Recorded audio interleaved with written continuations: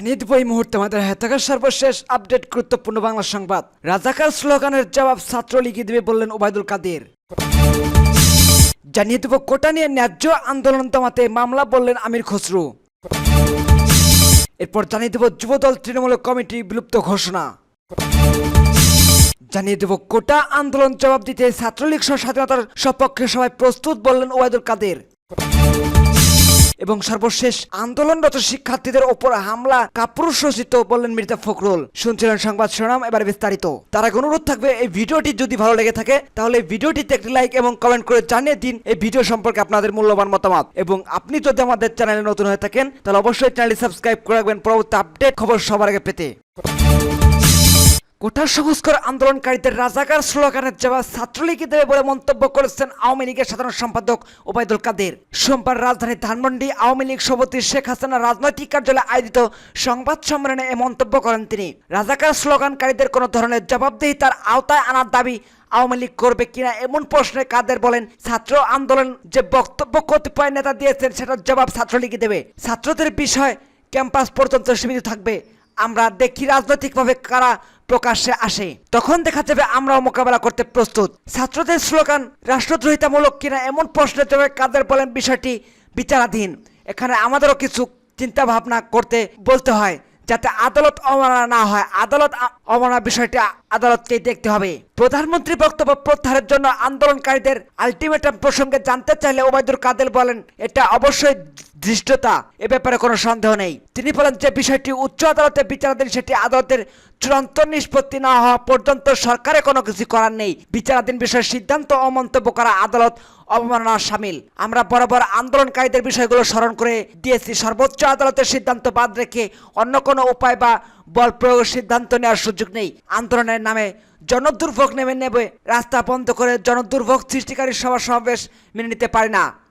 আমরা লক্ষ্য করছি এই আন্দোলনে কুশীলভ বিএনপি জামায়াত তাদের স্বরূপ উন্মোচিত করছেন। মুক্তিযুদ্ধের সপক্ষে সব শক্তি মুক্তিযুদ্ধ বিরোধী আস্ফালনের বিরুদ্ধে সোচ্চার হয়ে আহ্বান জানিয়েছেন কাদের। গতরাতে কোটা সংস্কার আন্দোলনের নামে শিক্ষার্থীদের অনেকের রাজনৈতিক বক্তব্য ও স্লোগান আমরা শুনেছি। এতদিন আমরা যে আশঙ্কা করেছি তারা কোটা সংস্কার আন্দোলনের নামে সরকার বিরোধী আন্দোলনই করতে যাচ্ছে। এর সঙ্গে বিএনপি জামায়াত সহ সরকার বিরোধী বিভিন্ন দল আছে, সমর্থনে তারা প্রকাশ্য করছে। আমাদের আশঙ্কা গতকাল রাতে আরো স্পষ্ট হয়েছে। দেশের সর্বোচ্চ বিদ্যাপীঠে ভ্রান্ত পথে পরিচালিত শিক্ষার্থীদের রাজাকার পরিচয় সংশ্লিষ্ট সকল আমাদের জাতীয় মৌলিক চেতনার সঙ্গে ধৃষ্টতার শামিল। মুক্তিযুদ্ধের বিষয়ে আমরা অন্তত সংবেদনশীল। আমরা মনে করি শিক্ষার্থীদের কোটা সংস্কার আন্দোলনকে চিহ্নিত রাজনৈতিক শক্তি সরকার বিরোধী আন্দোলনে পরিণত করতে চায়। তাদের কারসাজিতে গতকাল রাতে মুক্তিযোদ্ধাদের চেতনা বিরোধী স্লোগান উচ্চারিত হয়েছে। তারা সমগ্র ছাত্র সমাজকে সরকারের বিপক্ষ শক্তি হিসেবে দাঁড় করানোর অপচেষ্টা করছে। এদিকে কোটা নিয়ে ন্যায্য আন্দোলন দমাতে শিক্ষার্থীদের বিরুদ্ধে মামলা করা হয়েছে বলে মন্তব্য করেছেন বিএনপির স্থায়ী কমিটির সদস্য আমির খসরু মোহাম্মদ চৌধুরী। শনিবার বিকালে দলের চেয়ারপারসনের গুলশানের কার্যালয়ে গণ অধিকার নূর রাশেদ পরিষদের সঙ্গে বৈঠক শেষে সাংবাদিকদের একথা বলেন তিনি। যুগপৎ আন্দোলনে থাকা বিভিন্ন রাজনৈতিক দল ও জোটের সাথে ধারাবাহিক বৈঠকের অংশ হিসেবে শনিবার বিকেলে গণ অধিকার পরিষদের সাথে বৈঠক করেন বিএনপির নেতারা। বৈঠকে আন্দোলনের কর্মসূচি নিয়ে আলোচনা হয়। পরে দলের নেতা আমির খসরু মোহাম্মদ চৌধুরী বলেন, স্বার্থের কারণে সরকার কোটা ব্যবস্থার পক্ষে। কোটা ব্যবস্থা বাতিল হলেও দলীয়করণের কারণে আগামীতে মেধাবীরা বঞ্চিত হবে বলে মন্তব্য করেন তিনি।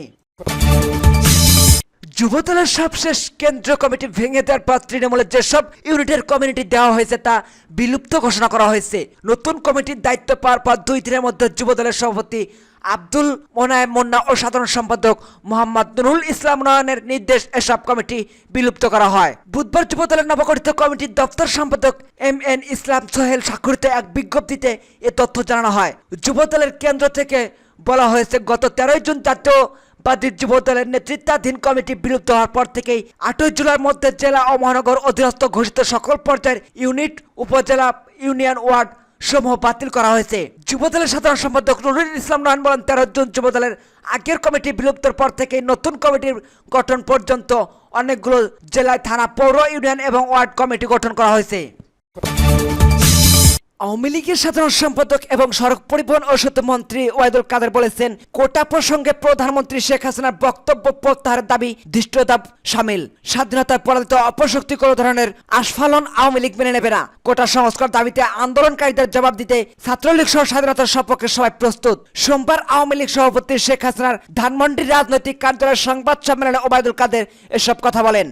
তিনি বলেন, কোটা সংস্কার আন্দোলনের নামে কোনো জনদুর্ভোগ মেনে নেবে না সরকার। যে কোনো অপশক্তিকে কঠোরভাবে প্রতিহত করা হবে। কোটা সংস্কার আন্দোলনের নামে সরকার বিরোধী আন্দোলনের চেষ্টা চালাচ্ছে। এতে বিএনপির সমর্থন ও দোষণ রয়েছে। রোববার রাতে ঢাকা বিশ্ববিদ্যালয় দেশের অস্তিত্বকে আঘাত করে মুক্তিযোদ্ধা বিরোধী স্লোগানের মাধ্যমে এ আশঙ্কা প্রমাণিত হয়েছে। রাজাকার চেতনা লালনকারীও রাজাকার। এদেশের মাটিতে রাজাকারের ঠাঁই নেই। সংবাদ সম্মেলনে প্রধানমন্ত্রীর বক্তব্য যথার্থ ছিল। যারা দেশের গৌরবকে অস্বীকার করে রাজাকার পরিচয় দেন, তারা কিভাবে নিজেদের মেধাবী পরিচয় দেন? ওবায়দুল কাদের বলেন, আন্দোলনকারীদের কুশীল বিএনপি জামায়াত আলটিমেটাম দেওয়া সরকারের বিরুদ্ধে ধৃষ্টতা। কোটা সংস্কার নিয়ে দেশের সর্বোচ্চ আদালতে সিদ্ধান্ত চূড়ান্ত। তিনি বলেন, রাজাকার পরিচয় জাতীয় চেতনা পরিপন্থী। নিজেদের কিভাবে রাজাকার বলে পরিচয় দেন ঢাকা বিশ্ববিদ্যালয়ের শিক্ষার্থীরা? রাষ্ট্র প্রতিষ্ঠাতার চেতনা পরিচিত হয়ে কিভাবে তারা ঢাকা বিশ্ববিদ্যালয়ে পড়েন, তাদের কঠোরভাবে প্রতিহত করা হবে। 30 লাখ শহীদের রক্ত স্নান দেশের রাজাকারের আইন চলতে পারে না। দৃঢ়তার সঙ্গে বলতে চাই, মহান মুক্তিযুদ্ধে বীর মুক্তিযোদ্ধাদের কোনো অপমান বাঙালি জাতি সহ্য করবে না। তিনি আরো বলেন, একজন বীর মুক্তিযোদ্ধা বা বঙ্গবন্ধু আদর্শের কর্মী বেঁচে থাকতে শেষ রক্তবিন্দু পর্যন্ত পরাজয় অপশক্তি অপতৎপরতার প্রতিরোধ করা হবে। যে ছাত্ররা বিশ্ববিদ্যালয়ের ছাত্র শিক্ষার্থীদের মহান আত্মত্যাগের প্রতি শ্রদ্ধাশীল নয়, নিজেদের রাজাকার পরিচয় দিতে গৌরব বোধ করে, তাদের ঢাকা বিশ্ববিদ্যালয়ের শিক্ষার্থী পরিচয় দিতে লজ্জাবোধ করে না। সংবাদ সম্মেলনে উপস্থিত ছিলেন আওয়ামী লীগের সভাপতি মণ্ডলীর সদস্য ডক্টর আব্দুর রাজ্জাক, শাহজাহান খান, যুগ্ম সাধারণ সম্পাদক মাহবুবুল আলম হানিফ, আফামা বাহাদুর নাসিম, সাংগঠনিক সম্পাদক Ahmad Hossain, BM Mozammel Haque, Mirza Azam, S A Kamal Hossain, advocate Afzal Hossain, Sujit Roy Nandit, দপ্তর সম্পাদক ব্যারিস্টার বিপ্লব বড়ুয়া প্রমুখ।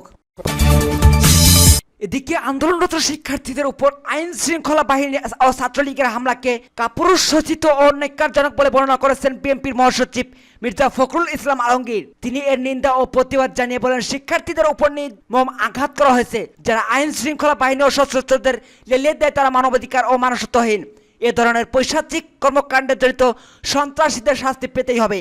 সোমবার এক বিবৃতিতে এসব কথা বলেন বিএনপির মহাসচিব। তিনি বলেন, ক্ষমতা হারানোর ভয়ে চালানো হয়েছে এসব হিংস্র হামলা।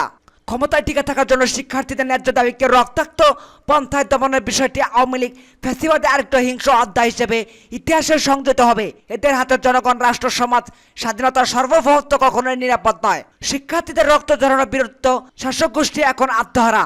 দমন পীড়নের ভয়াবহ পন্থা অবলম্বন করে তারা দেশবাসীকে নিথর নিস্তব্ধ করতে চায়। মির্জা ফখরুল আরো বলেন, আওয়ামী লীগ সরকার গণতন্ত্রকামী রাজনৈতিক দলের আন্দোলনের উপর যেভাবে স্টিম রোলার চালাচ্ছে, ঠিক একইভাবে সাধারণ শিক্ষার্থীরা আন্দোলন দমনের পন্থ গ্রহণ করছে। কোটা সংস্কার ন্যায্য দাবিতে রাজপথের আন্দোলন সরকার বেসামাল হয়ে পড়েছে। অবৈধ সরকারের প্রধানমন্ত্রী 2018 সালে কোটা বাতিলের পর চলিত বছর পুনরায় বিভিন্ন কায়দায় কোটা পুনর্বহাল করেন।